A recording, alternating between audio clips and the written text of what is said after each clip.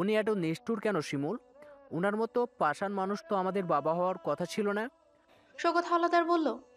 উল্টাপাল্টা কথা বলবি না, কি করেছি আমি? পলাশ শওকত হাওলাদারের চোখের দিকে তাকিয়ে বলে। আপনি জানেন না কি করেছেন?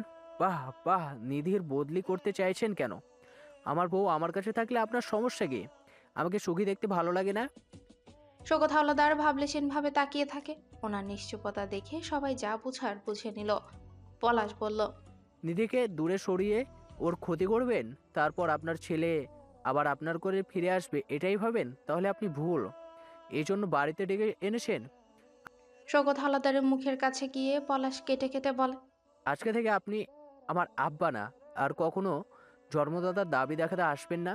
পেশকারা বেগম এতক্ষণ সব দেখে গেছে। নিধিকে তার একদম পছন্দ না। এই মেয়ের জন্য কিনা পলাশ তার ছেলের সাথে বেয়াদবি করছে। উনি নিধির সামনে গিয়ে দাঁড়িয়ে দিয়ে নিধির মাথায় একটা খোঁচা দেয়। তারপর গালে খোঁচা দিয়ে বলে। পলাশ, এই মেয়ে তো কালিনী। কি দেখে পাগল হইছিস? আরো ভালো মেয়ে বিয়া করাবো, এরে তালাক দিয়া দে। ওনার কথায় নিধি আতকে ওঠে, হাত দিয়ে মুখ চেপে ধরে। পেশকারের এমন আচরণে পলাশ এগিয়ে আসে। তুমি ওর গায়ে হাত দিলেন কেন? তোমাকে আমি খোঁচা দেই? অসভ্য মহিলা! সারা জীবন আমার আম্মাকে জ্বালিয়ে পুড়িয়ে শেষ করে ফেলেছে, এখন আবার নাত বইয়ের ওপরও কৃতিত্ব ফেলাতে চাও? মরার সময় হয়েছে, মনে কিছু ভয় ঢোকাও। আমার বউ আমি ছাড়ি সরি আমার বউ আমি ছাড়ি না রাখি, এটা বলার তুমি কে? কোন চ্যাটের বাল? তোমার মানে গনাই ধরে কে? কিছু বললি না দেখে মাথায় উঠে নাচবা? আমার সামনে আরেকবার এমন চটর পটর করতে আসলে মরার আগে কবরে রেখে আসবো। পলাশের এমন তেতে ওঠা কথায় সবাই অবাক।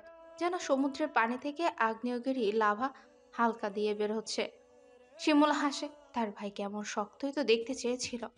কুকুরের ঘাড়ে মগুর না তুললে আজকাল হয় না। নীতিবাক্য মেনে চলতে গেলে জীবনের স্বাদ পাওয়া সম্ভব না। পলাশ শওকত হাওলাদারের দিকে ফিরে বলে। অপমান করার জন্য বাড়িতে ডেকে এনেছেন? এই মেয়ের জন্য আমাকে তুই এভাবে কথা বলতে পারিস না। আপনি আমার অহংকার বাড়ানোর জন্য আমার সাথে নিধির সাথে কি করেছেন এগুলো? আপনি কি মানুষ? মেয়েদের সম্মান দিতে পারেন না বিধায় আপনাকে আল্লাহ মেয়ে দেয়নি। পলাশ রাবেয়াকে শক্ত করে জড়িয়ে ধরে। শওকত হাওলাদারের দিকে তাকিয়ে বলে। আম্মা, তোমার ছেলে সবসময় তোমার, আর কখনো এই বাড়িতে আসতে বলবে না। আমি ফোন দিব। আব্বা কোথাও যাবি না? যাবি না? আম্মা, যেখানে আমার নিধির সম্মান নেই সেখানে আমি কিভাবে থাকি বলো? নিধির ভালো রাখার দায়িত্ব যে আমিই নিয়েছি। শওকত হাওলাদার অবহেলার চোখে নিধির দিকে তাকায়। একদিন আমাদেরকে ঘরে ফিরিয়ে আনতে আপনি চোখের পানি ফেলবেন, মনে রাখবেন। রাবেয়া মুখে হাত চেপে ডুকরে কেঁদে ওঠে। রাবেয়ার কপালে মায়ার চুমু এঁকে পলাশ নিধির হাত ধরে বেরিয়ে যায়। যেখানে বিষাক্ত বাতাসে তার সুখের চোখে পানি আসে, সেখানে না থাকলে পলাশের কিচ্ছু হবে না।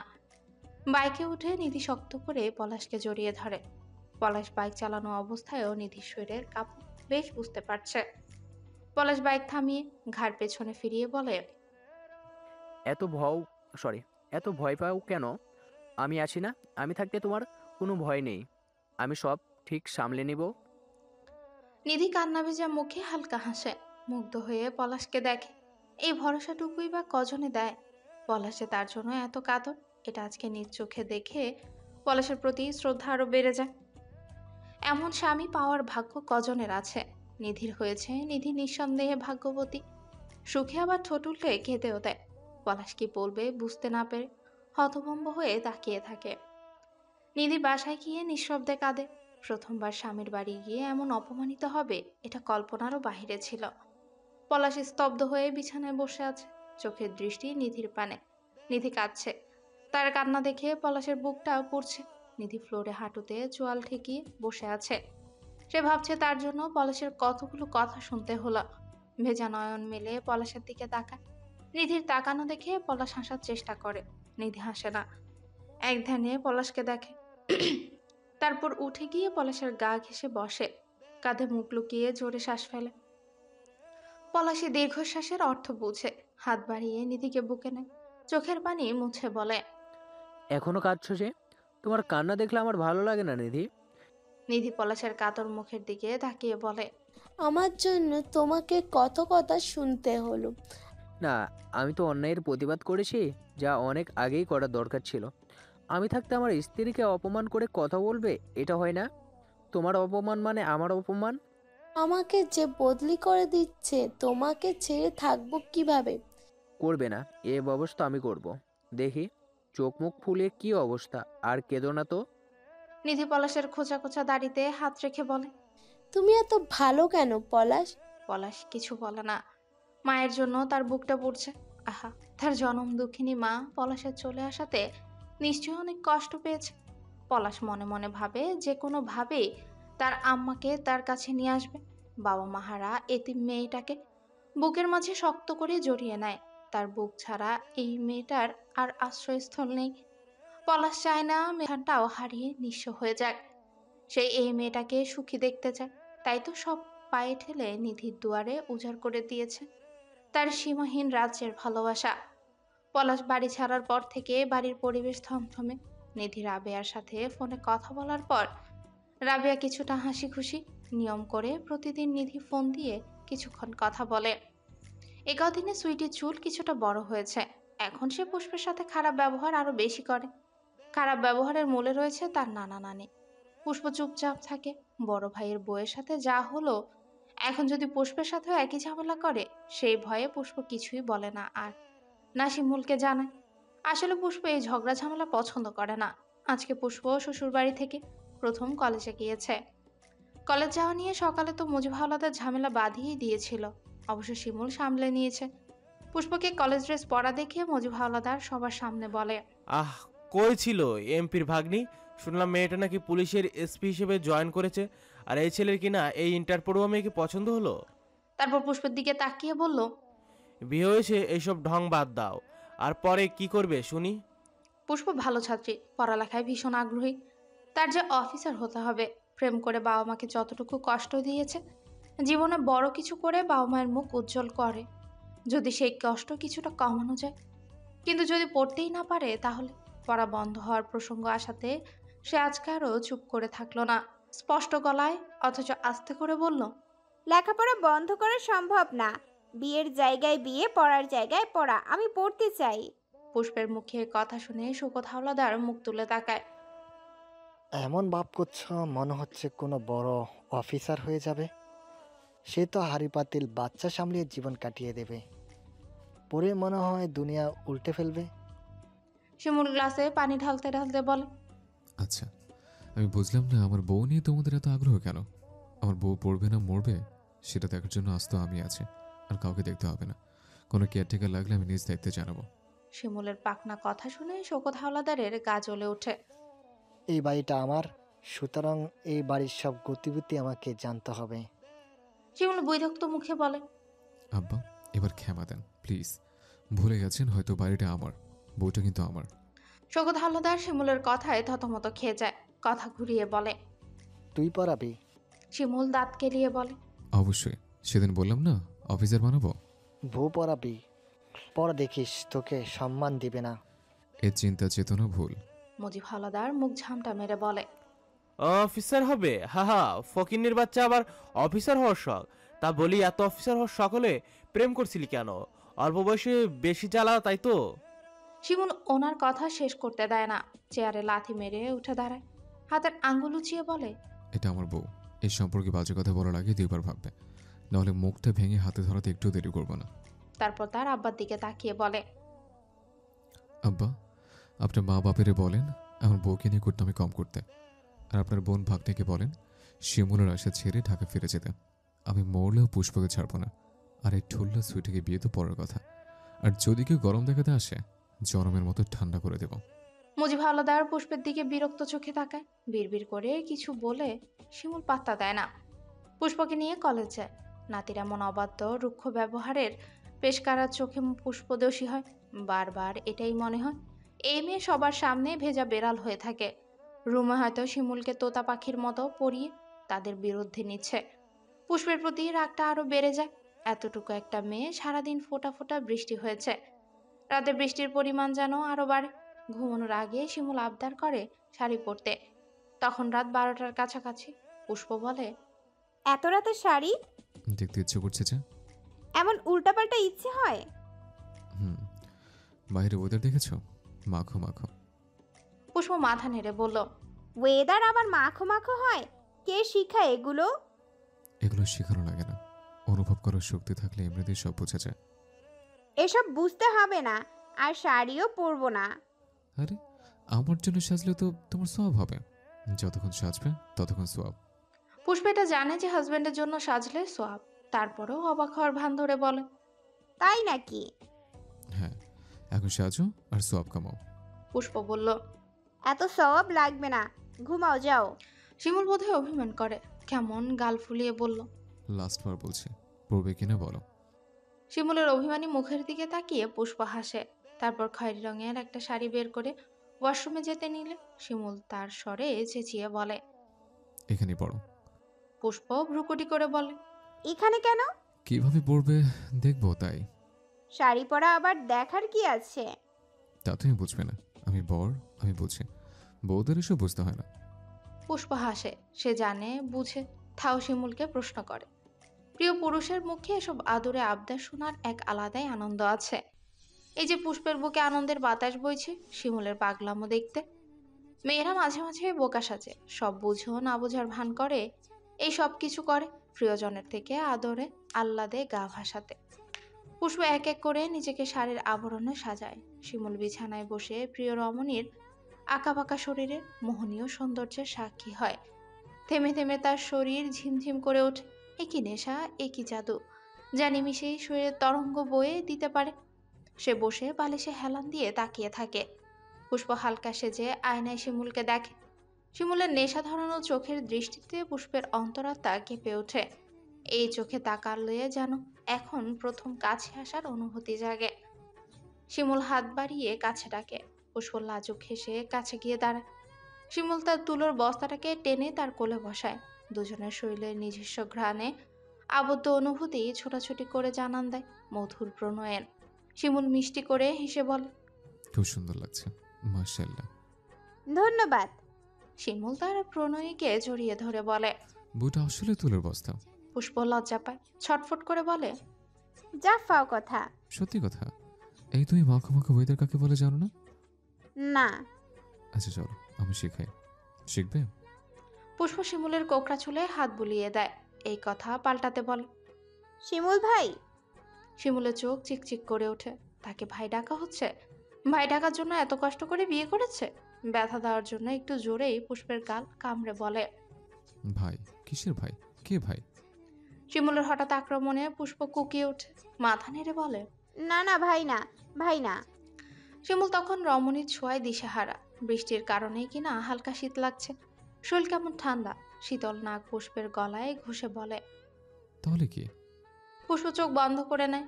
শিমুলের ছোঁয়ায় তলপেটের প্রজাপতির ঝাঁক জেগে ওঠে, উড়াউড়ি করে, তাকে অনুভূতির রাজ্যে ডাকছে।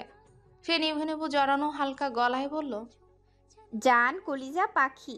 শিমুল হাসে। তার এক হাতে পুষ্পের আঙ্গুলের ভাঁজে আঙ্গুল পুড়ে, আর এক হাতে শাড়ির গলে রেশমের মতো নরম পেট আঁকড়ে ধরেছে। পুষ্প কেঁপে ওঠে, আবেশে চোখ বন্ধ হয়। শিমুলের ছোঁয়া পেয়ে প্রজাপতির দল আরো জেগে যায়। তার পেট মুচড়ে ওঠে। শিমুল তার নেশার বাক্স। সে আজ আয়োজন করে নেশার বহর খুলে বসেছে। এই নেশা উপেক্ষা করার শক্তি পুষ্পের নেই। সে নিমিষেই ভয়ঙ্কর মাতাল হয়ে যায়। ফিসফিস করে বলল, আমাকে মেরে না ফেললে চলে না? শিমুল ততক্ষণে রাজা হয়ে রাজ্য পরিদর্শনে বেরিয়ে গেছে। পুষ্পের মতোই ফিসফিস করে বল, না চলে না। তুমি প্রতি মুহূর্তে ভালোবাসার জলে ডুবিয়ে মারতে চাই। আমার সোনা পাখিটা, তুমি আমার অতল সাগরে ডুববে তো? পুষ্প জল ভরা চোখে হাসে। সম্মতি হিসেবে আঁকড়ে ধরে শিমুলের কোকড়া চুল। শিমুল পুষ্পকে নিয়েই ডুবে, রাঙিয়ে দেয় ভালোবাসার মিষ্টি আদর, দুষ্ট কথায়, মাতাল স্পর্শে। পুষ্পের মনে হয় সে বেশি দিন বাঁচবে না, একদিন ঠিক মরে যাবে। এত ভালোবাসা নিয়ে বাঁচা যায়? যায় না তো। শিমুলের এত সুখ তার কপালে সইবে তো? খুব চিন্তা হয়। প্রণয়ী পুরুষের এলোমেলো ভালোবাসায় চিন্তা দৌড়ে পালায়। পাগলা শ্বাসের সাথে গড়িয়ে পড়ে এক ফোঁটা চোখের পানি। শিমুল চোখে ঝুমু দেয়। সে জানে এই কান্না দুঃখের নয়, বরং অসহ্য রকম সুখের। তাই তো প্রতিনিয়ত পুষ্পকে সুখে কাঁদাতে চায়। বৃষ্টি ভেজা রাত্রিরে নিশ্চুপে রুমের দুজনের ভালোবাসার উন্মাদনায় লজ্জা পায় অন্ধকার। শিমুল ফিস ফিস করে বলল, এত সুখ, এত আদর যদি পাগল হয়ে যায় পেশকারা তোমাকে জেলে পুরে দিবে।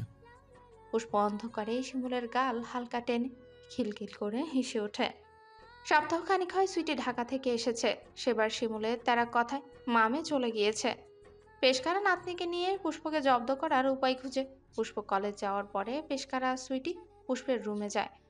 তন্ন তন্ন করে খুঁজে দেখে পুষ্পকে শিমুল কি এনে দেয়। ওয়ার্ড্রবে 3 রকমের বিস্কিট, চানাচুর, চকলেট আর হাবিজাবি খাবার জিনিস পায়। এসব দেখে তো পেশকারার গায়ে আগুন জ্বলে ওঠে। বউকে লুকিয়ে খাবার এনে খাওয়ায়। পেশকারার রাগে গজগজ করতে করতে অপেক্ষা করে পুষ্প কলেজ থেকে বাড়ি আসার।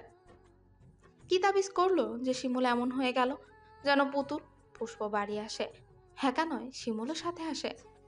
ড্রয়িং রুমে নিজের রাত্রি সঙ্গী খাবারের টিভিগুলো দেখে থমকে দাঁড়ায়। মাথা ঘুরিয়ে শিমুলের দিকে তাকায়। শিমুলের স্থির চাহনি ডিবিগুলোর উপরে। এগুলো তো ওয়ার্ড্রবে থাকার কথা, এখানে কেন?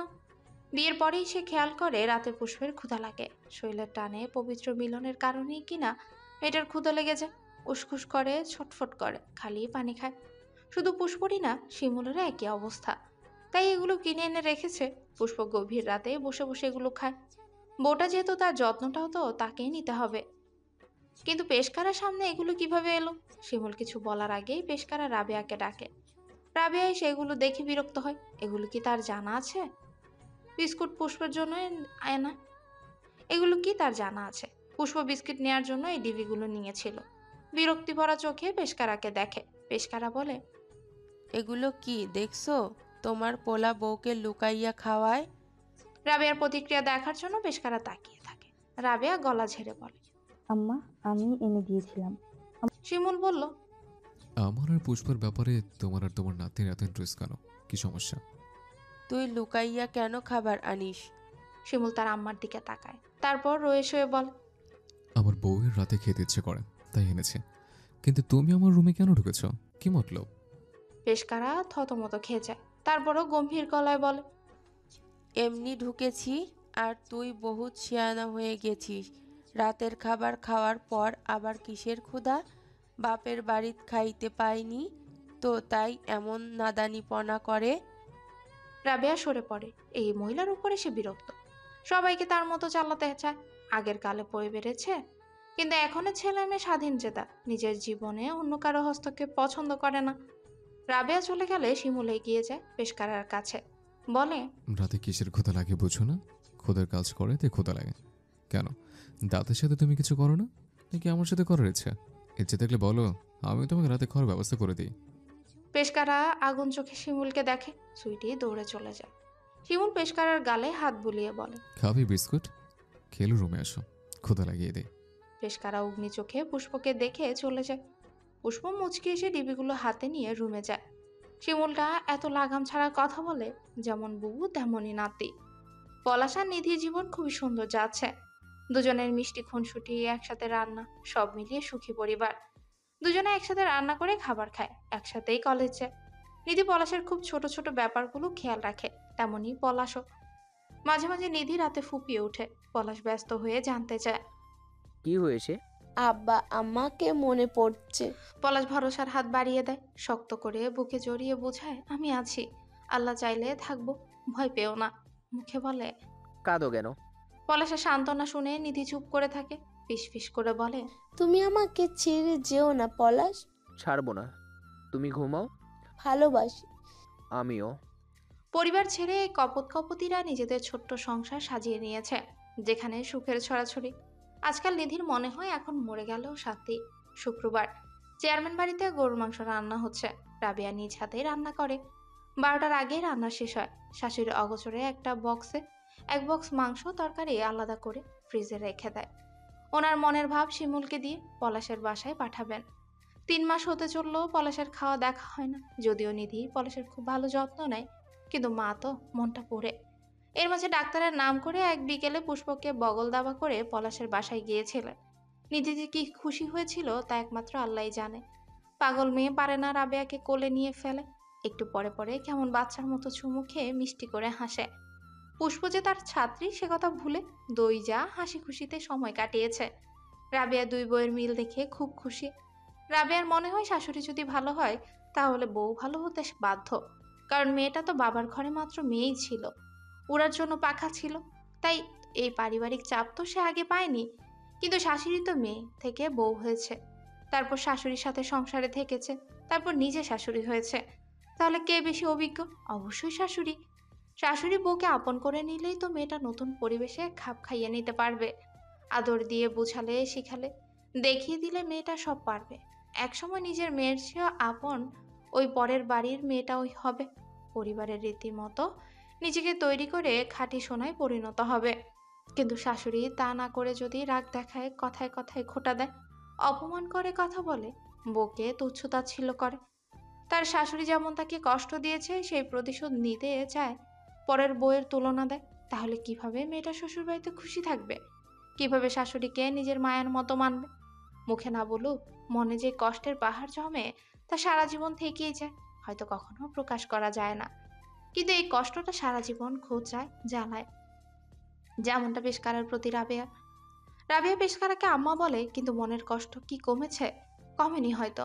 সারা জীবন চাইলেও কমানো সম্ভব না। রাবেয়া তার বউদের সাথে এমন করবে না, তার মেয়ে নেই, এই দুটো তার মেয়ে। এসব ভাবতে ভাবতে রাবেয়ার চোখে পানি আসে। আহা, যৌবনের সবটা সময় শাশুড়িকে ভয় পেয়ে কাটিয়ে দিল, নিজের ইচ্ছে মতো কিছুই করা হয়নি। বুক চিরে দীর্ঘশ্বাস বেরিয়ে আসে। দুপুরে খাবার টেবিলে সবাই খেতে বসেছে। রাবেয়া নামাজ পড়ছে বিদায় আসতে একটু সময় লাগছে। পুষ্প আর ফুলি সব টেবিলে নিয়ে আসে। শিমুলের পাশে চেয়ার খালি। পুষ্প মুচকি আসে। আজকে পাশে বসতে বলবে এটা নিশ্চিত। সবাই খাওয়া শুরু করলে শিমুল চেয়ারে বসতে বলে, পুষ্প বসে। শিমুলের প্লেটে গরুর মাংস তুলে দেয়। এই কয়েক মাসের সংসারে পুষ্প বুঝে গেছে শিমুল গরুর মাংস অনেক পছন্দ করে। যেদিন গরুর মাংস রান্না হয় শিমুল 1 প্লেট ভাত বেশি খায়। শিমুল খেতে খেতে এই পুষ্পকে ভাত নিতে ইশারা করে। পুষ্প ভাত নেয়। এখন কি নিবে বুঝে উঠতে পারে না। তার প্লেটের দিকে পেশকারার তীক্ষ্ণ চোখে তাকিয়ে থাকে। এভাবে কেউ তাকিয়ে থাকলে গলা দিয়ে ভাত নামে না। সে আর চোখে তার শাশুড়িকে খুঁজে। রাবেয়া মাত্র এসে চেয়ার টেনে বসেছে। সবসময় রাবেয়া পুষ্পকে সব দিয়ে দেয়। পেশকারের ভয়ে যে পুষ্প ঠিকঠাক খাবার প্লেটে নেয় না, এটা রাবেয়া জানে। তাই তো নিজ উদ্যোগে বউকে এটা সেটা তুলে দেয়। আজকে পুষ্প কি করবে বুঝতে পারে না।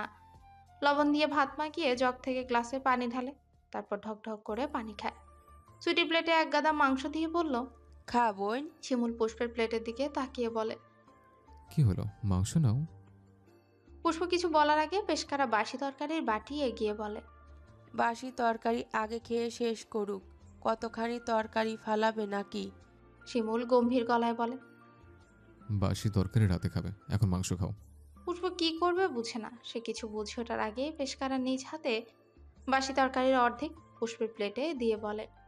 জামাইয়ের বাড়িতে এসে নতুন নতুন তরকারি খাওয়ার অভ্যাস পাল্টাও, আগে পুরাতনগুলো শেষ করতে হবে, এটাই নিয়ম। না চাইতেও পুষ্পের চোখে পানি চলে আসে। এমন না যে সে বাসি তরকারি খায় না, কিন্তু আজকে সবার সামনে এমন ব্যবহারে পুষ্পের ঠোঁট মৃদু কেঁপে চোখে পানি টলমল করে ওঠে।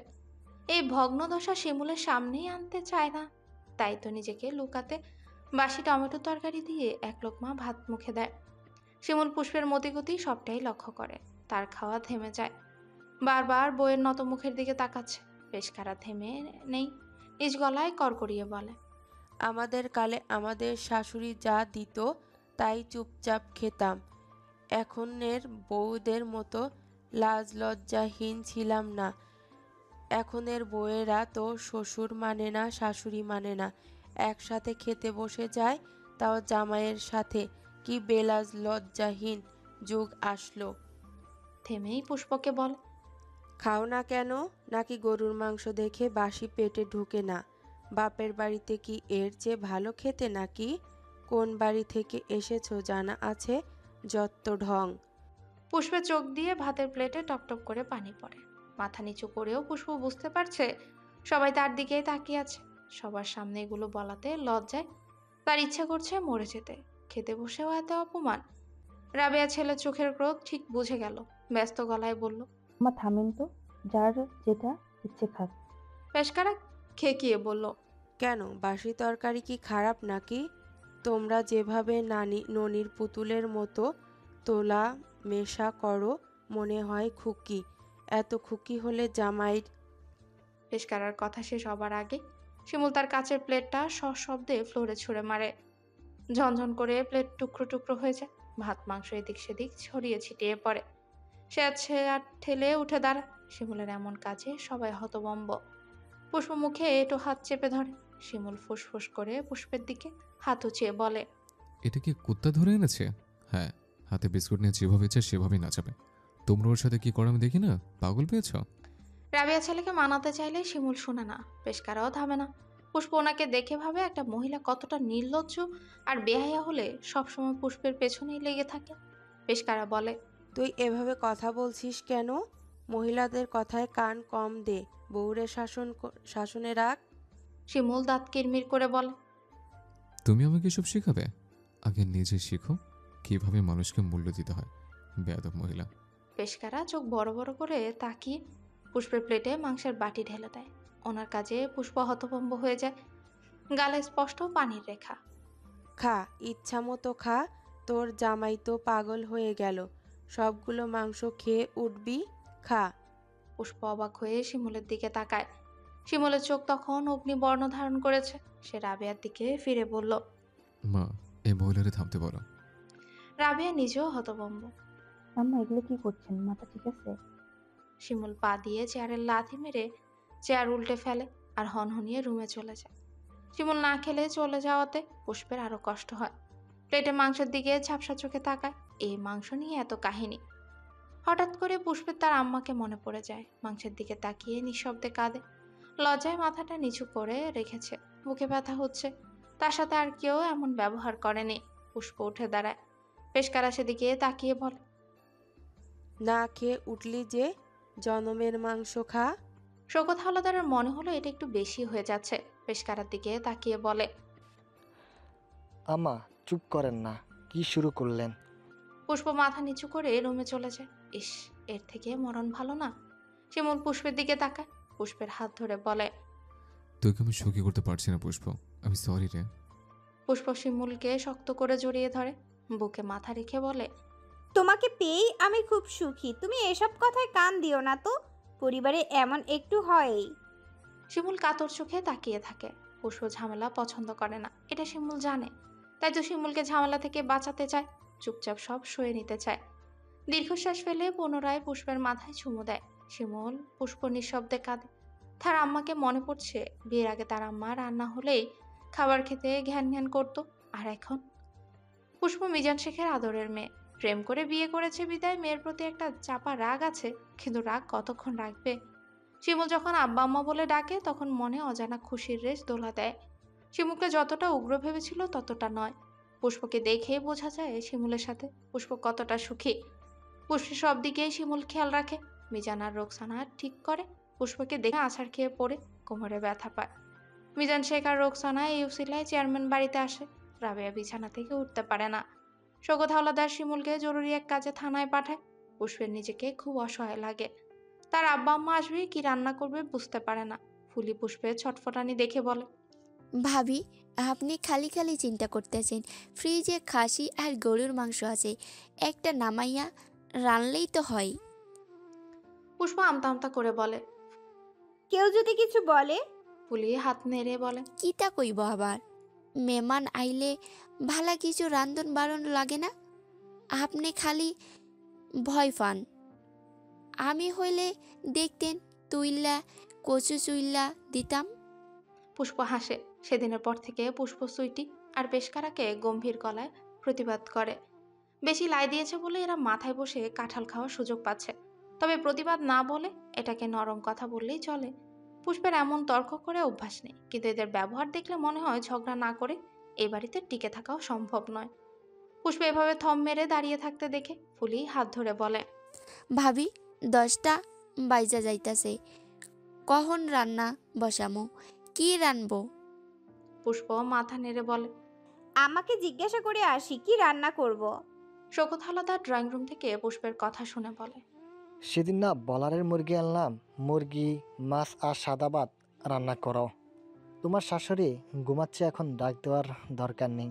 পুষ্প শ্বশুরের উপরে আর কথা বলার সাহস পায় না। গরুর মাংস খাসির মাংস উপেক্ষা করে ব্রয়লার মুরগি রান্না করে। পুষ্পের চোখ ছলছল করে ওঠে। তার আব্বা ব্রয়লার মুরগি পছন্দ করে না। পুষ্পের ইচ্ছে করেছিল গরুর মাংস রাঁধতে, কিন্তু পুষ্প অসহায়। তার বুকটা টনটন করে ওঠে। কি মেয়ে হলো, বাবা মা আসবে, একটু মন মতো রান্নাও করতে পারে না। হ্যাঁ, এটা ঠিক, তার আব্বা আম্মা বাড়িতে ভালো মন্দ খায়, তার আব্বার তো হোটেলই আছে, কিন্তু তার বাড়িতে আসবে একটু ভালো কিছু রান্না করতে না পারলে কিভাবে হয়? চেয়ারম্যান বাড়ির মন মতো যদি শিমুল বিয়ে করত, তাহলে কি মেয়ের বাবার বাড়ির লোককে এভাবে আপ্যায়ন করা হতো? হতো না তো। পুষ্প তো প্রেম করে বিয়ে করেছে, তাই সবকিছুতেই অবহেলা। নিঃশব্দে পুষ্পের চোখের পানি পড়ে। তার চোখগুলো আজকাল বেহায়া হয়ে গেছে। বিয়ের পর থেকে চোখ থেকে পানি গড়ায় বেশি। চুপচাপ পুষ্প রান্না শেষ করে। ফুলি গজগজ করে বলে, খালা ছাড়া এই বাড়ির সব দিখানে খারাপ। 12টা নাগাদ মিজান শেখ আর রোকসানা চেয়ারম্যান বাড়িতে আসে। 3 পদের মিষ্টি, 4 রকমের ফল, বিস্কিট, চানাচুর নিয়ে আসে। পেশকার এগুলোর দিকে এমন ভাবে তাকালো, মনে হলো গরুর পায়খানা নিয়ে এসেছে। রোকসানা মেয়েকে দেখে খুব খুশি। বাড়ির চারদিকে আভিজাত্যের ছোঁয়া ফুটেও আছে। প্রথমে রাবেয়ার সাথে গিয়ে রুমে দেখা করে। ওনারা ড্রয়িং রুমে বসে। পুষ্প আশা করেছিল শিমুল দুপুরে আসবে, কিন্তু ফোন করে যখন জানতে পারলো শিমুলের আসতে আরো দেরি হবে, তখন তার ভগ্ন মন আরো মুচড়ে গেল। শিমুল কাছে থাকলে তার সাহস লাগে, কোনো কিছুতেই চিন্তা হয় না।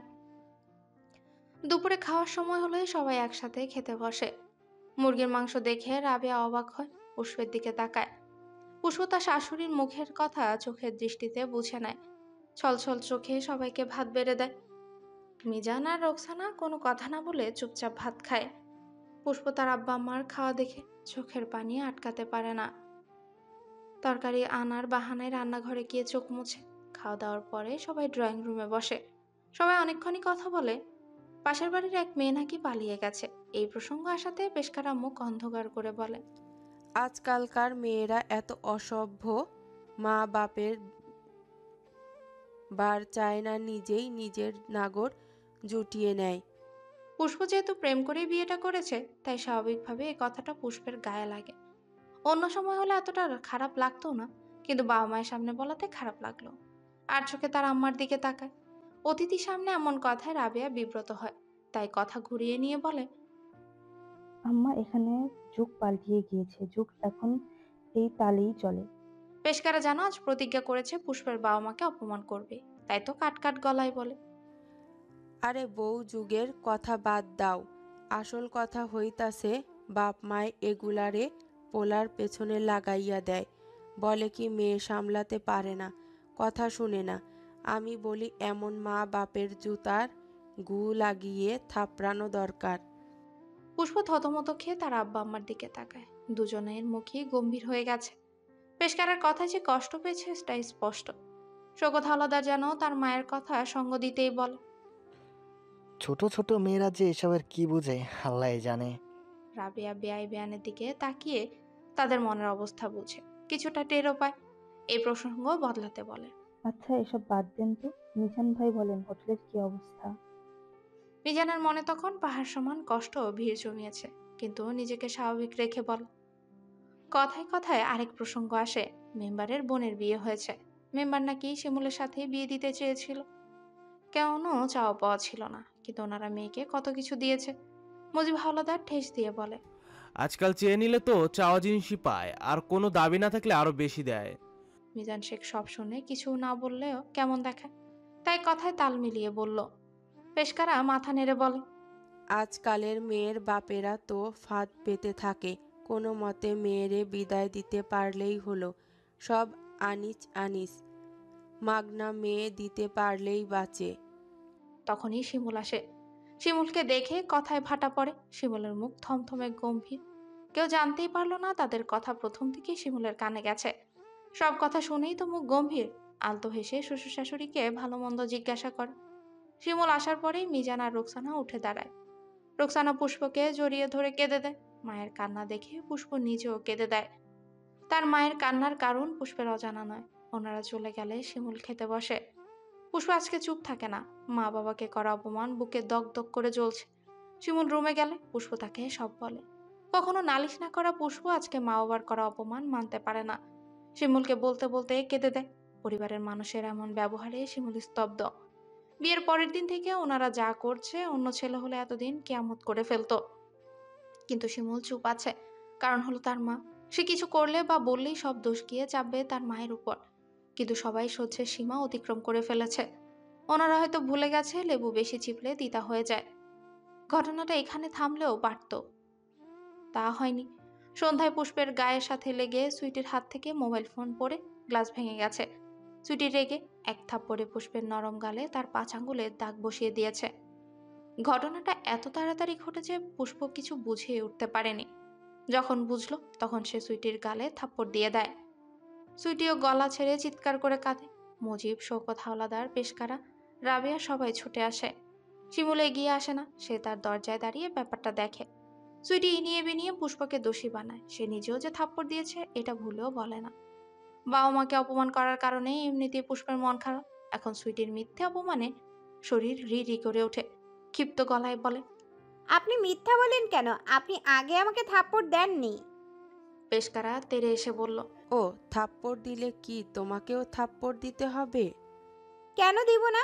আমি তো কোনো অন্যায় করিনি, উনি আমাকে মারলেন কেন? আমার নাতনির নানির বাড়ি, যা ইচ্ছে করবে। তুই ফকিন্নি, মাথা পেতে সব মেনে নিবি। বেশি কথা বললে আমিও থাপ্পড় দেব। পুষ্প মাথা নেড়ে বলে, আসেন থাপ্পড় দেন, আমারও হাত আছে, আমিও দিব। বিয়ের পর থেকে কম জ্বালাচ্ছেন না শয়তান মহিলা। পেশকারা স্বামীর মুখের দিকে তাকায়। মুজিব হাওলাদার তেড়ে এসে বলে, ছোট লোকের বাচ্চা, মুখে মুখে তর্ক করিস কেন? বাবা নিয়ে কথা বলাতে পুষ্পের চোখ বেয়ে পানি টপ টপ করে পড়ে। কান্না ভেজা গলায় বলে, কথায় কথায় বাবা মা টানেন কেন? দোষ করলে আমি করেছি, আমার আব্বা আম্মা কি করেছে? যা বলার আমাকে বলবেন। মুজিব হাওলাদার পুষ্পের সামনে গিয়ে বলে। তুই আমারে কথা শিখাবি? পুষ্প চুপ করে থাকে। রাবেয়া পরিস্থিতি সামলাতে চায়, কিন্তু পরিস্থিতি তখন অন্য ধারায় চলে গেছে। শিমুল শান্ত চোখে দরজায় হেলান দিয়ে দাঁড়িয়ে দেখছে, যেন ঝড় আসার পূর্ব মুহূর্ত। মুজিব হাওলাদার বলে, সুইটির পা ধরে ক্ষমা চা। পুষ্প মাথা নেড়ে বলল, আমি কোনো অন্যায় করিনি, জীবনেও ক্ষমা চাইব না। মুজিব হাওলাদার তার বলিষ্ঠ থাবা দিয়ে পুষ্পের চুল টেনে ধরে। পুষ্প ব্যথায় কুকিয়ে উঠলে শিমুল এসে ছাড়ায়। তার হাত পা কাঁপছে। শক্ত করে মুজিব হাওলাদারের হাত ধরে উচ্চস্বরে বলে, তোমার হাতটা ভেঙে দেই? আমার বউয়ের গায়ে হাত তোলার সাহস কই পাও? পেশকারা বলল, তোর বউ কি করেছে সেটা আগে শোন। শিমুলের চোখে রাগে লাল হয়ে যায়। আমি সব দেখেছি। তারপর মুজিব হাওলাদারের দিকে তাকিয়ে বলে, আমার বউ ক্ষমা চাইবে না, কি করবে? মুজিব কটমট করে বলে, ক্ষমা চাইতেই হবে। সুইটিকে দেখিয়ে শিমুল বলে, এর মধ্যে খারাপ মেয়ের কাছে ক্ষমা চাওয়ার কোনো প্রশ্নই আসে না। রাবেয়া আর পেশকারা দুজন দুদিকে টেনে নিলেন। শিমুল বলল, আজকে আমার শ্বশুর শাশুড়ি কি এগুলো বলার মানে কি? পেশকারা হাহাকার করে বলে, ওহ কাল নাগিনী, জামাইয়ের কানে লাগিয়ে দিছে। শিমুল চিবিয়ে চিবিয়ে বলে, আমি নিজের কানে শুনেছি। আচ্ছা, প্রেম করলে কি মেয়েটা একা প্রেম করতে পারে? ছেলেটা করে না? ছেলেটার সম্মতি ছাড়া প্রেম কিভাবে হয়? তাহলে মেয়ের মা বাবাই কেন কথা শুনবে? ছেলের মা বাবা তো এই কথাগুলোর যোগ্য। মেয়ের বাবা মাকে যদি জুতায় কুভরে থাপড়ানো হয়, তাহলে ছেলের বাবা মাকে থাপড়াতে হবে, তাই না আব্বা? শওকত হাওলাদার বলল, আমাদের মতো পরিবারে মেয়ে দিতে পেরেছে, এটাই তো অনেক। তাই বলে আপনার এইভাবে অপমান করবেন? ঘরে গরুর মাংস থাকার পরও কেন রান্না করা হয়নি? আমি প্রেম করে বিয়ে করেছি বলে? শওকত হাওলাদার বলে, ছোট লোকদের ইচ্ছেও ভালো খাবার গলা দিয়ে নামবে না। পুষ্প বলে, বারবার আমার আব্বাকে ছোট লোক কেন বলেন? শিমুল পুষ্পকে থামিয়ে বলে, এমনিতেই তো মাঝে মাঝে গরুর মাংস, খাসি মাংস রান্না হয়, আজকে কেন হলো না? সোজা উত্তর দিন। শওকত হাওলাদার চোখ পাকিয়ে বলে, নিজের টাকায় শ্বশুরকে ভালো মন্দ খাওয়া।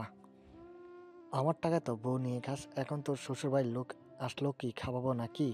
টাকার খোটা দেয়াতে শিমুল স্তব্ধ হয়ে যায়। আমাকে খোটা দিচ্ছেন? হ্যাঁ দিচ্ছি। 1 টাকা ইনকাম করার মূলত নাই, তার আবার বড় বড় কথা। আমি আপনার রাজনৈতিক সব কাজ করি, তাই আপনি আমাকে টাকা দেন। মাগনাতে টাকা নেই না। শওকত হাওলাদারের গলার স্বর আরো বেড়ে যায়। বিয়ে মনে হয় তুই একাই করেছিস, আর কেউ করে না?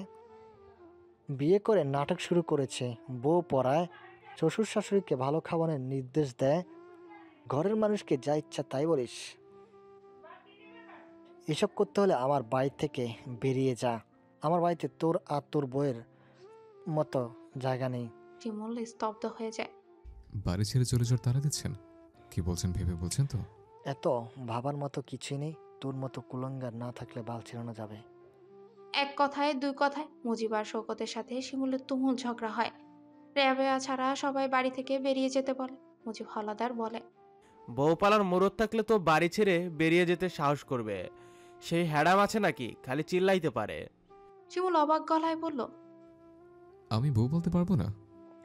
কুত্তার মতো ঘুরলেও 1 কেজি চাল কেনার মতো টাকা পাবি না। আজারা খাস তো খবর নাই, গায়ের তেল নিজের টাকায় মাখ। ঝগড়ার এক পর্যায়ে শিমুল পুষ্পকে নিয়ে রুমে ঢুকে কিছুক্ষণের মাঝে প্রয়োজনীয় জিনিসপত্র নিয়ে পুষ্পের হাত ধরে বেরিয়ে যায়। রাবেয়া আহাজারি করে উঠে শিমুল আর পুষ্প ওনাকে শক্ত করে জড়িয়ে ধরে। শিমুল কিছু না বলে ঢাকার বাসে উঠে। সে নাকি বউ পালতে পারবে না। এত অপমান! নিজের পরিবারের কাছে থেকে এত অপমান! শিমুল এত কম দামি থাকলো না অমানুষের এই বাড়িতে। রাত 2টো। মাঝে মধ্যে গাড়ির হর্ন, যাত্রীদের আসা যাওয়া। গভীর রাতেও পথচারীর আনাগোনা জানান দিচ্ছে ঢাকার ব্যস্ততার রেশ। কয়েকটা কুকুর ঘেউ ঘেউ করে আশেপাশে ঘুরছে। পুষ্প আর শিমুল কাউন্টারে একটা বেঞ্চে বসে আছে। পুষ্পের ছোট ব্যাগটা এক হাতে ধরে আরেক হাতে শিমুলের কোনোই শক্ত করে ধরে রেখেছে। পুষ্পের এই প্রথম ঢাকায় আসা। রাতের ঢাকা দেখতে খুব সুন্দর, কিন্তু এই মুহূর্তে লাল নীল বাতি জ্বালানো ঢাকা পুষ্পের কাছে ভালো লাগছে না। মাথায় গিজ গিজ করছে এক গাদা চিন্তা। সে কিছুক্ষণ পরখ করলো, চোখ ঘুরিয়ে ভ্রু কুচকানো শিমুলকে দেখছে। মাথায় একটা কথাই ঘুরছে, কোথায় যাবে। আর শিমুলের মাথায় একটা কথাই ঘুরছে, সে নাকি বউ পালতে পারবে না। পেলে দেখাবে যে শিমুল পারে কি না। ঢাকা এসেছে, কিন্তু এত রাতে একটা মেয়ে নিয়ে বেশিক্ষণ তো এই কাউন্টারেও বসে থাকা যাবে না। কি করা যায় ভাবতেই হাতের মোবাইল দিয়ে ভার্সিটির বন্ধু আলফিকে ফোন দেয়। ভার্সিটির অনেক বন্ধুই আছে, তার মধ্যে আলফি বেশি ঘনিষ্ঠ ছিল। কয়েকবার রিং হওয়ার পরে ফোন রিসিভ হলো। আলফি জেগেই ছিল। ফোন রিসিভ করে উৎফুল্ল গলায় বলে, কিরে মাম্মা, এতদিন মনে পড়লো? শিমুল হেসে বলে, হ্যাঁ, কেমন আছিস বল। ভালো, তুই? এই তো ঠিকঠাক। এত রাতে কি মনে করে? বাবা, একটা সমস্যা পড়ে তোকে ফোন করলাম। কি সমস্যা? শিমুল খানিকটা ইতস্তত করে বলল, ঢাকা এসেছি, সাথে তোর ভাবিও আছে। এত রাতে কই যাব, তোর বাসা কাছে, ভাবলাম রাতটা যদি থাকার ব্যবস্থা করে দিতে পারতে। আলফি চুপ থেকে বলে, আসলে আমাদের বাসায় তো আজকে অনেক গেস্ট আছে। এত মানুষ যে সবাই ফ্লোরে বিছানা করে ঘুমাচ্ছে, তোরা আসলে কই জায়গা দেব? ঢাকার বাসা বুঝিসই তো। শিমুল আলফির এই কথার অন্তরালে সুপ্ত কথাটাও বুঝে নেয়। সম্মানে যা ঘা লাগে, তারপরেও বেহায়া হয়ে ধরা গলায় বলল, আমার বউয়ের একটু জায়গা দিলেই হবে, আমি আশেপাশে ঘুরে ফিরে রাত পার করে দেব। আলফি বোধহয় বিরক্ত হয়, মুখে চক্রান্ত শব্দ করে বলে, আরে মামা, বুঝোস না কেন? আম্মায় শুনলে রাগ করব। বাসায় মানুষ ভরা, তার মাঝে আবার তোরা আসলে কেমনে কি? শিমুল দমে যায়। পুষ্পের মলিন মুখের দিকে তাকিয়ে পুনরায় বলে, দেখোস না ভাই, একটু ব্যবস্থা করতে পারলে। শিমুলের কথা শেষ হওয়ার আগেই ফোন কেটে যায়। শিমুল আবারও ফোন দেয়। অপর পাশ থেকে নারী গলায় কেউ বলে, সংযোগ দেওয়া সম্ভব নয়। আলফির এই কাজে শিমুল বেশ অবাক হয়। এই আলফিকে সব পরীক্ষায় তার খাতা দেখিয়ে পাশ করিয়েছে, কতবার ভার্সিটির ফিস দিয়ে সাহায্য করেছে, আর এখন আরও কয়েকজনের কাছে ফোন দিয়েও এই হ্যান ত্যান বাহানা শুনে। বন্ধুদের কথার আড়ালে থাকা ক্ষত বিক্ষত কথাগুলো বুঝে শিমুলের গলা শুকিয়ে যায়। মানুষ এত বিমান হয়, চেহারার রং এত জলদি বদলায়। বিপদে না পড়লে এমন বন্ধু নামের মানুষগুলোকে চিনাই হতো না। শিমুলের টেনশনে ঠোঁট শুকিয়ে জিভ দিয়ে ঠোঁট ভিজিয়ে নেয়। পুষ্প পাশেই বসে সবটাই পর্যবেক্ষণ করে। ধরে রাখা হাতে হালকা চাপ দিলে শিমুল তার দিকে তাকায়। পুষ্প ছোট মানুষ, কিন্তু এই ছোট মেয়েটাই শিমুলের স্ত্রী, তার শক্তি। শিমুল কিছু না বললেও তার মুখ দেখে পুষ্প পরিস্থিতি আন্দাজ করতে পারছে। এখন রাত 4টার বেশি বাজে, আর কিছুক্ষণ পরেই সকালের আলো ফুটবে।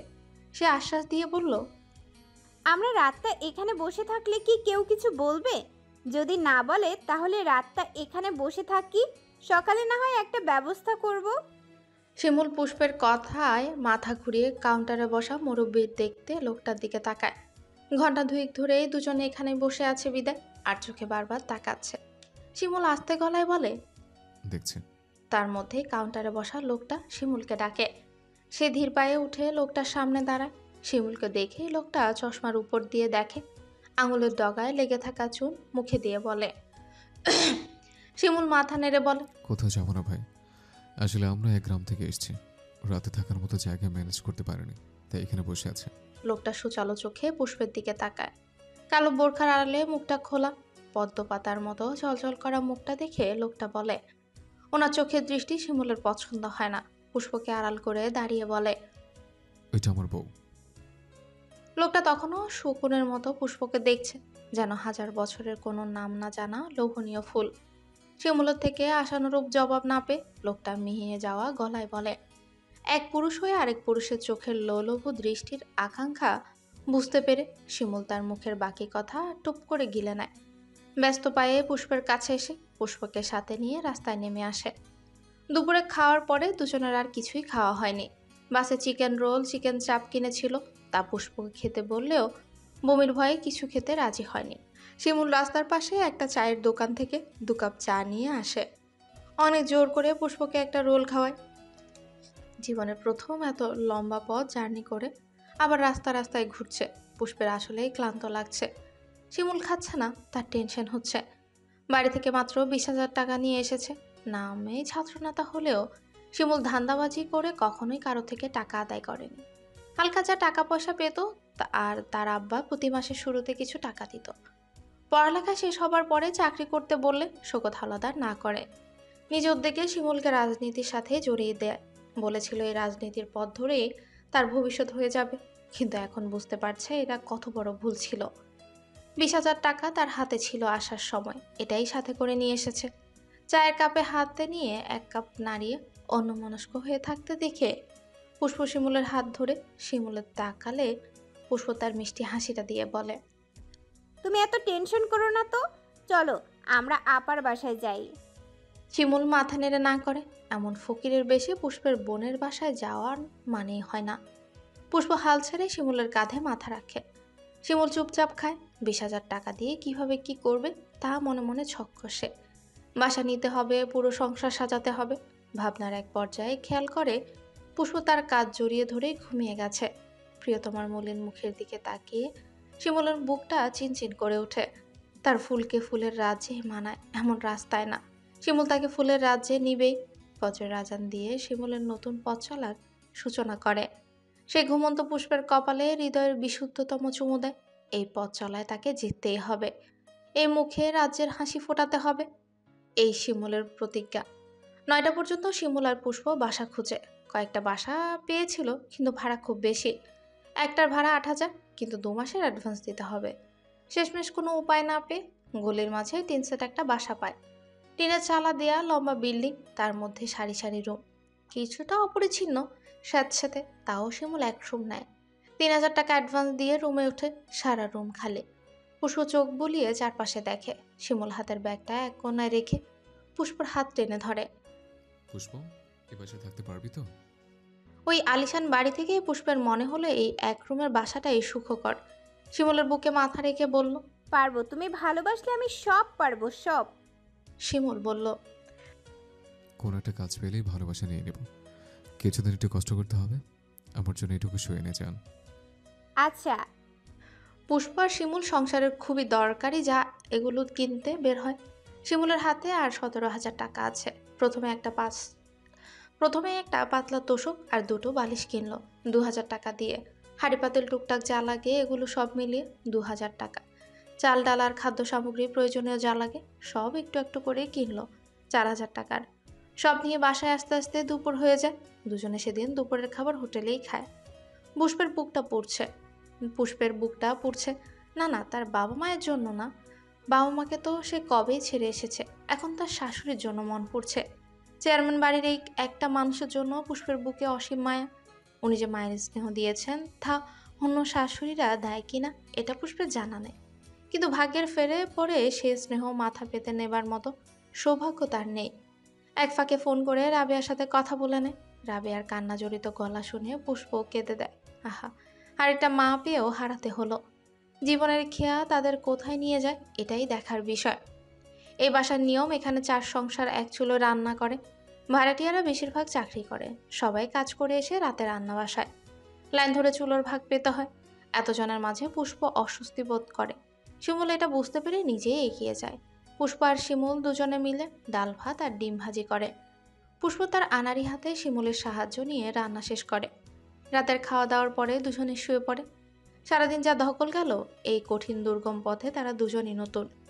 বিছানায় পাতলা পাতলা তোষকে শিমুল তার ফুলকে আষ্টে পৃষ্ঠে জড়িয়ে ধরে। শিমুলের সারাদিনের ক্লান্তি নিমিষে পালায়। এই মেয়েটাই তার শান্তি। প্রিয় মানুষকে বুকে জড়িয়ে ধরার মাঝে যে শান্তি আছে, এটা বোধহয় পৃথিবীর আর কোথাও নেই। এই শান্তির তুলনা চলে না। এই শান্তির প্রখরতা কেবল তারাই বুঝতে পারে যারা প্রিয় মানুষকে জড়িয়ে ধরে, শান্তির নিঃশ্বাস ছাড়তে পারে। এটা বুঝে আল্লাহ প্রদত্ত শান্তি।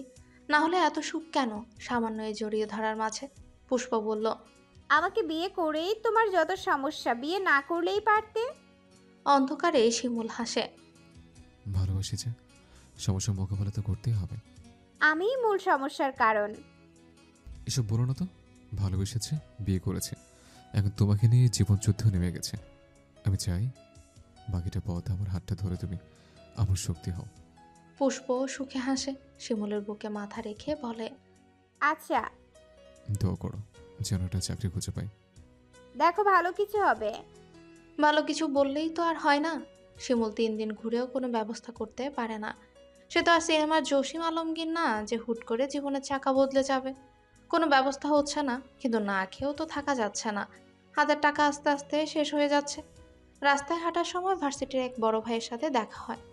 লজ্জা শরম ভুলে ওনাকে একটা কাজের জন্য অনুরোধ করাতে উনি এক বন্ধুর মাধ্যমে গার্মেন্টসের সিকিউরিটি গার্ড হিসেবে শিমুলকে জয়েন করিয়ে দেয়। সকাল 8টা থেকে সন্ধ্যা 6টা। গার্মেন্টসে দিনের বেলায় কয় লোড মাল আসে আর যায় সব হিসাব রাখতে হবে। বেতন 7,500। শিমুলের হাত কাঁপে। যুদ্ধটা খুব কঠিন। গার্মেন্টসে কাজ করার মতো ছেলে তো শিমুল নয়। তুখোর মেধাবী ছেলেটা কিনা গার্মেন্টসে চাকরি করবে?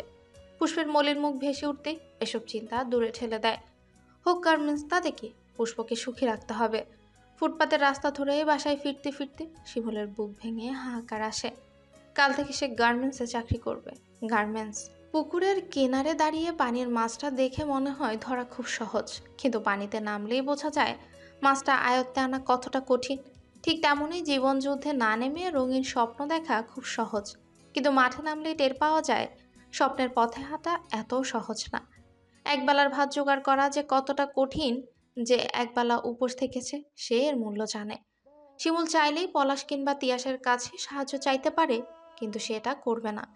শওকত হাওলাদার যদি শুনতে পায় তাহলে উপহাস করবে, বলবে যে ঠিক তো, জিত জিত দেখিয়ে চলে গেল, এখন চলতে পারে না কেন? বাপের কামাই ছাড়া চলতে পারে না। ফুটানি শেষ, আমি জানতাম এমনটাই হবে। 2 দিন পর সুরসুর করে বাড়িতে ফিরে আসবে। হোক একটু কষ্ট, তারপরেও শিমুল এসব কথা শুনতে রাজি না। পলাশ আর তিয়াস কয়েকবার ফোন দিয়েছে, কিছু লাগবে কিনা জানিয়েছে। শিমুল তাদের সুন্দর করে বুঝিয়ে না করে দিয়েছে। লড়াইটা যেহেতু তার, সে একাই লড়ুক। অন্যদের কাছে কিছু বলে সান্ত্বনা নেওয়ার মানেই হয় না। 1.5 মাস ধরে শিমুল গার্মেন্টসে চাকরি করছে। গার্মেন্টসের ম্যানেজার সুপারভাইজারদের মুখের ভাষা এত খারাপ, প্রকাশ করার মতো না। কি বিশ্রী টোনে কথা বলে, জঘন্য।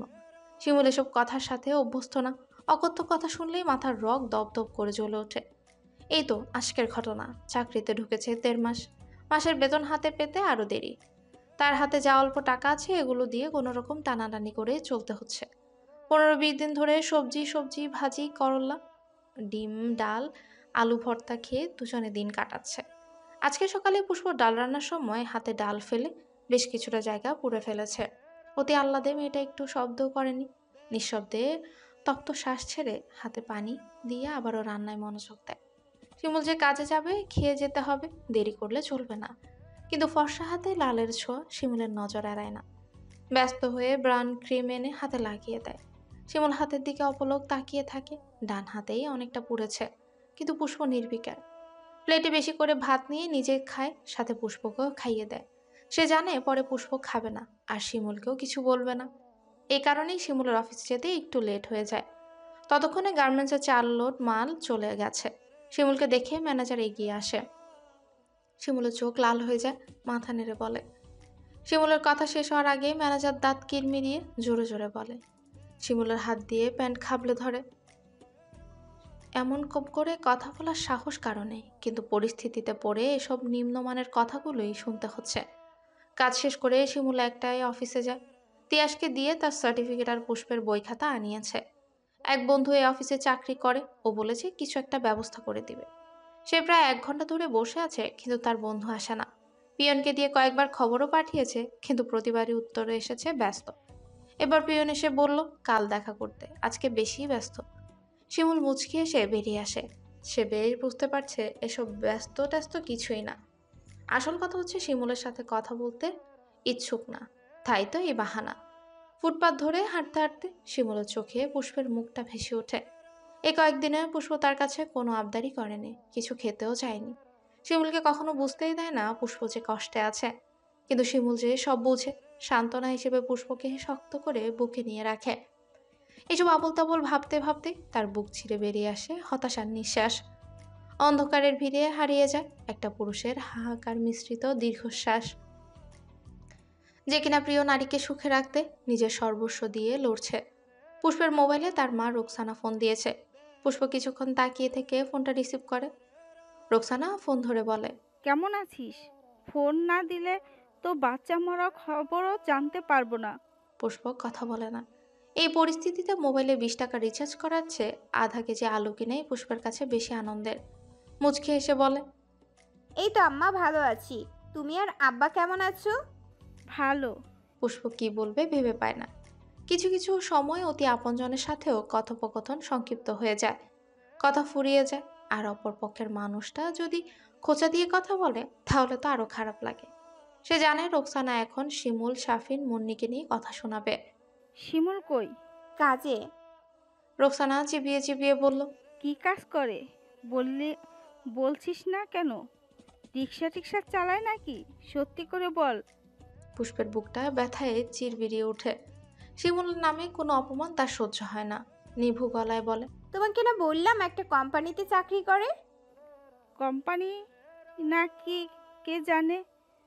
কত বললাম এই নেতা ফেতা ছেড়ে শাফিনকে বিয়ে কর, তুই ঘাট তেরামি করে বিয়ে করলি না। এখন মজা বুঝ। মা বাপের কথা না শুনলে সারাকালে যায়। তুইও গিয়েছিস। পুষ্পের বিরক্ত লাগে। এটা ঠিক, তার আব্বা আম্মার এই পরিস্থিতি ভালো লাগছে না, হয়তো মনে মনে কষ্ট পাচ্ছে, কিন্তু সবসময় এভাবে কথা বলার মানে কি? যা হবার তা তো হয়েই গেছে। শিমুলও কি ফেলনা নাকি? হোক টাকা কম, কিন্তু সে পুষ্পের রাজা। সে বিরক্ত গলায় বলে, এগুলো বাদ দাও না আম্মা। রোকসানা দ্বিগুণ তেজ নিয়ে বলে, কেন বাদ দিব? শুনতে মজা লাগে না? মজা লাগবে কিভাবে? তোর বোনের টাকায় ফ্ল্যাট আছে আর তুই কি না বস্তিতে থাকিস। নিজের কপাল নিজে বেছে নিয়েছিস, এখন আমাদের কিছু বলতে পারবি না। আমি তোমাদের কিছু বলি নাই আম্মা, আর বলবো না। এই প্রেম কয়দিন পরে জানালা দিয়ে পালাবে। তুই কি মনে করিস আর আমি কিছু বুঝি না? পুষ্প চোখ বন্ধ করে বিছানায় গায়ে এলিয়ে দেয়। তর্ক করতে একদম ইচ্ছে করছে না। আস্তে করে বলল, আচ্ছা। শাপিনদের দুইটা ফ্ল্যাট আছে। বিয়ে হলে রাজনীতির মতো থাকতি। বুঝলি না পরে বুঝবি। নিজের কপাল নিজেই পুড়লি। বিয়ে হলে শাপিনের ভালোবাসা পেলে দেখতি সব শিমুল টিমুল সব ভুলে গেছিস। পুষ্প কি করে বোঝাবে শাফিন না তার যে শিমুলকেই চায়? শাফিনও তাকে ভালোবাসতো, আদরে ভরিয়ে দিত, কিন্তু তার যে শিমুলের ভালোবাসা চাই, শিমুলের পাগল করা ছোঁয়া চাই। সবচেয়ে বড় কথা, শিমুলের কাছে এলে যে শান্তি মিলে তা তো কোথাও মিলবে না। তাহলে এই ফ্ল্যাট, শাফিন এগুলো দিয়ে কি করবে? আম্মা এগুলো বাদ দাও না, আমার কপালে যা আছে তাই হবে। পুষ্পের মন খারাপের আজ হয়তো একটু কিছুটা রোকসানের গায়ে লাগে। গলার স্বর নরম হয়ে আসে। কি রান্না করেছিস আজকে? মায়ের একটু নরম কথায় পুষ্পের চোখে পানি জমে যায়। সে কিভাবে বলবে যে আজকে 15-20 দিন ধরে ঘরে মাছ আসে না? মাছ কেনার টাকা যে নেই, আসবে কিভাবে? সবজি ভাজি, ডিম ভর্তা, ডাল এসব দিয়ে তো দিন যাচ্ছে, কিন্তু মাকে এসব বলার মানেই হয় না। মিথ্যে করেই বলল, টমেটো দিয়ে রুই মাছ রান্না করেছি আর মুসুরির ডাল। ভালো আছিস তো পুষ্প? আমাকে বল, টাকা লাগবে? মারা কিভাবে যেন না বলা কথাটাই বুঝে যায়। পুষ্পের গলা ধরে পুষ্প শুকনো ঢোক গিলে, টাকা আছে আম্মা, আর লাগলে তোমাকে বলবো। মুন্নি তোকে ফোন দেয় না? কতবার যেতে বলছে, যাচ্ছিস না কেন? বোনের বাসায় যেতে হলে টাকার দরকার, খালি হাতে তো আর বোনের বাসায় যাওয়া যাবে না। তার উপর মুন্নি 6 মাসের প্রেগন্যান্ট, কিছু না নিলেও তো 1000 খানেক টাকা লাগবেই। জিনিসপত্রের দাম যা ছড়া। যাব আম্মা, আসলে ও নতুন চাকরি নিয়েছে তো ছুটি নেই, দেখি সময় পেলেই যাব। আচ্ছা মুন্নি, তোর আব্বার জন্য কত কি কিনে পাঠিয়েছে, মেয়েটা আমাদের কত ভাবে।